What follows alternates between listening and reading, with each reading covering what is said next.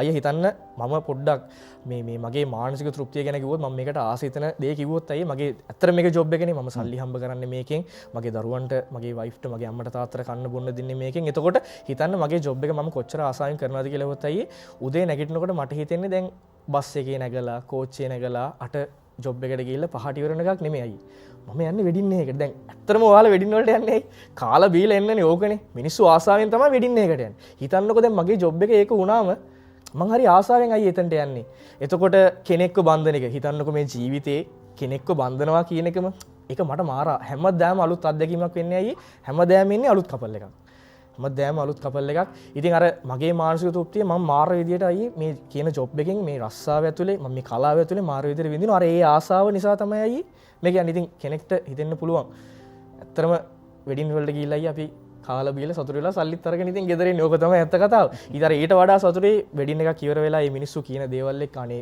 ඔයා හරියට ලස්සනට වැඩේ කරා. ගොඩක්ම සතුටින් ඉන්න කාරණාව තමයි අයියේ මේ හැම දැන් ඉස්සර කරපු දැන් මීට අවුරුදු 5කට 6කට කරපු වෙඩින් වල කපල්ස් කතා කරනවා. අනේ අයියා අපිට දරුවෝ හම්බෙන්න ඉන්නවා. මේ ඔයා දීපු ආශිර්වාදේ වටිනවා. ඉතින් අයියේ ඒක වචන වලට සල්ලි වලට ගන්න බෑ අයියේ ඒ වචන. ඒක මන් තෘප්තිය ඉතින් ඒ ආසාවෙන් තමයි මේ ගමන යන්නේ. ඉතින් ඉදිරි පරම්පරාවත් ඒක අල්ලගන්න ඕනේ.